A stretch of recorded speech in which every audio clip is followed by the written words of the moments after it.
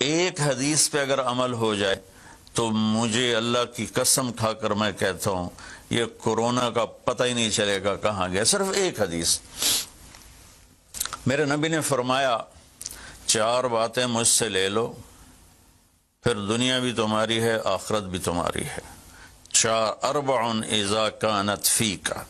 4 باتیں لے لو مجھ سے پھر دنیا بھی تمہاری ہے آخرت بھی تمہاری ہے. تمہیں کوئی ٹیڑھی آنکھ سے نہ دیکھ سکے گا, تمہیں کوئی نقصان نہ پہنچا سکے گا کہ تمہارے رب کا سایہ تم پہ چھا جائے گا. تو 4 باتیں کون سی ہیں؟ صدق و حدیث, ہمیشہ سچ بولنا, جھوٹ نہ بولنا. اب مجھے بتائیں, سارے یہ اینکرز بیٹھے ہیں, سارے ہمارے وزیر اعظم بیٹھے ہوئے ہیں, ہم کتنا جھوٹ بول رہے ہیں, ہم کس قدر جھوٹی قوم ہیں. ہم اس جھوٹ کے ساتھ اللہ کی بارگاہ میں کوئی مقام نہیں لے سکتے. تو میرے نبی نے پہلی بات فرمائی صدق و حدیث, سچ بولنا. دوسری بات فرمایا حفظ و امانت, کبھی کسی کو دھوکہ نہ دینا. یہ میرے نبی نے فرمایا میرا امتی ہر گناہ کر سکتا ہے, 2 کبھی نہیں کرے گا, ایک جھوٹ کبھی نہیں بولے گا, ایک دھوکہ کبھی نہیں دے گا. تو وزیر اعظم صاحب آپ اکیلے ہیں, دیانتدار ہیں, اللہ سے رونے دھونے والے ہیں, مانگنے والے ہیں, لیکن 22 کروڑ لوگوں میں سچے کتنے ہیں؟ 22 کروڑ لوگوں میں دیانتدار کتنے ہیں؟ ایک بہت بڑے چینل, میں ہاتھ جوڑ کے اینکر بیٹھے ہیں, معافی مانگ کے بات کر رہا ہوں, ایک بہت بڑے چینل کے مالک نے مجھ سے کہا کوئی نصیحت کرے. میں نے کہا چینل سے جھوٹ ختم کر دو. کہا پھر چینل ختم ہو سکتا ہے, جھوٹ نہیں ختم ہو سکتا. تو جہاں جس کو, یہ صرف پاکستان کی بات نہیں, پوری دنیا کا میڈیا جھوٹا ہے اور سب سے زیادہ جھوٹ بولا جاتا ہے. اور میرے رب کو, میرے نبی کو جھوٹ سے نفرت ہے.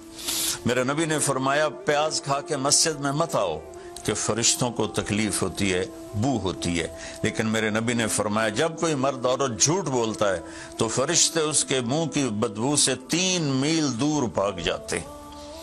تو جھوٹ اور خیانت کے ساتھ ہم کسی آفت کا مقابلہ نہیں کر سکتے. آپ نے فرمایا صدق و حدیث, حفظ و امانت, سچ بولنا چاہے جان چلی جائے, اور دھوکہ نہ دینا. مسلمان کسی کو دھوکہ نہیں دیتا ہے. تیسرا فرمایا حسن و خلیقت, اپنے اخلاق اچھے کرنا, اور اخلاق کا سب سے اونچا مقام حیا ہے. اب میں کیسے بات کروں؟ میرے دیش میں حیا کو کس نے تار تار کیا؟ میرے دیش کی بیٹیوں کو کون نچا رہا ہے؟ ان کے کپڑے لباس مختصر کون کروا رہا ہے؟ یہ کس کے گردن میں یہ گناہ ڈالوں؟ میں مجرم ہوں, میں نے اپنی قوم کو نہیں سمجھایا, میں اللہ سے معافی مانگتا ہوں. لیکن جب مسلمان کی بیٹی بے حیائی کی طرف چل پڑے اور نوجوان بے حیائی کی طرف چل پڑے تو اللہ کی رحمت. سب سے زیادہ عذاب قوم لوط پر آیا کہ وہ بے حیائی میں ساری باؤنڈریز کراس کر گئے تھے, تو اللہ تعالیٰ نے ان پر 5 عذاب بھیجے. 5, کسی قوم پہ 5 عذاب نہیں آئے, ایک ہی عذاب آتا تھا, ان پر 5 عذاب آئے. تو تیسری بات میرے نبی نے فرمائی ہے کہ حیا والے بنو, حیا والے بنو. لیکن میری نسل ہے, مجھ سے خان صاحب نے بات کی تھی پہلی دفعہ کہ میں چاہتا ہوں کہ میری یوتھ اللہ کے نبی کے ساتھ جڑے, چونکہ جو ہمارے کالج ہیں, ہماری یونیورسٹیز ہیں, ہمارے خاص طور پر جو یہ پرائیویٹ سکولز ہیں, یہ امت کو, نوجوانوں کو اللہ رسول سے کاٹ رہے ہیں. تو اللہ تعالیٰ یہ پہلا شخص ہے جس کے لیے میرے دل سے دعا نکلی جب اس نے کہا کہ میں نے آپ کو اس لیے بلایا ہے کہ میری قوم اپنے نبی کے ساتھ کیسے جڑ جائے.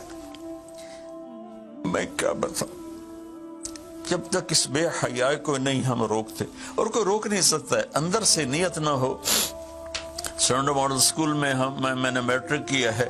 ہمارے ایک وارڈن, میں ہاسٹل میں رہتا تھا, وہ آ گئے, نمازی تھے, انہوں نے نماز کی سختی کر دی, ہم بے وضو جا کے کھڑے ہو کر نماز پڑھ لیتے تھے. بے وضو، کیونکہ ڈنڈا انسان کو انسان نہیں بناتا ہے جب تک انسان اپنے من میں ڈوب کر پا جا سراغ زندگی۔